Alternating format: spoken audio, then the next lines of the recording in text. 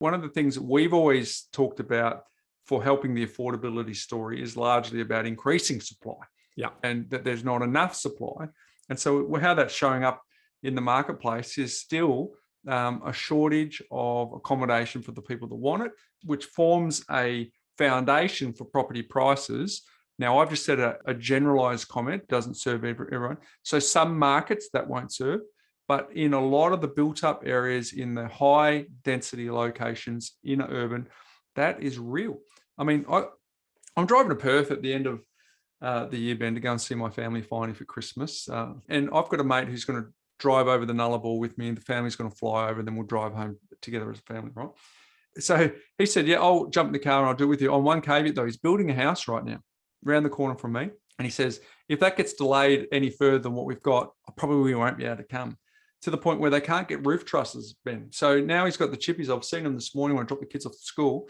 They've got a chippy on site who's now building the trusses for the house, just so there's some chance of forward movement. So even if there was an oversupply, you can't get them up quick enough. Well, that's the reason why supply is going to be constrained, because of basically a skill shortage. In the past, supply can come online through mass development, and we did see that through the investor boom of the 2010s. We saw a lot of apartment development and all of that going through, and that's, people, investing in these off the plan and sort of high-rise apartments, mass, medium density stuff. That created definitely a strong building boom. This time around, we saw, obviously, with the government stimulus, that we did see that, the builders grants and those types of things. So that has definitely pushed forward demand. But here is the story, Bryce. Demand comes from buyers and renters. In terms of what we're actually seeing in this new immigration coming in, with that story coming through, we're going to see a challenge of being able to meet the levels of supply that's going to meet the underlying demand as population growth continues on. So what we're seeing now is a challenge in terms of how we can meet the construction story. I mean, another story we had, Bryce, is a roofer friend of ours. His quotes are only reliable for 7 days.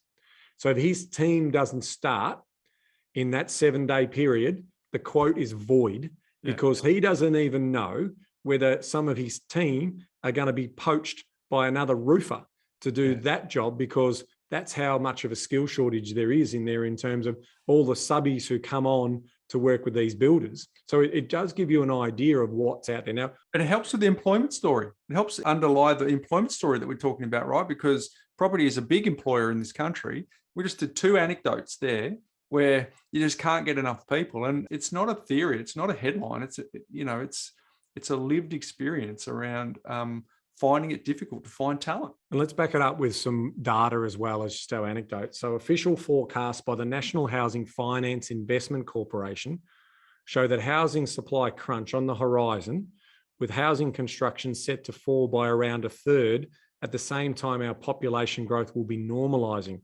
resulting in Australians finding itself 163,400 homes short by demand by 2032. That just gives you some concept of the medium to longer term levels of demand that we're going to see. So right now, based on their forecast, they're saying that there is enough supply in the pipe to meet the demand for the medium term.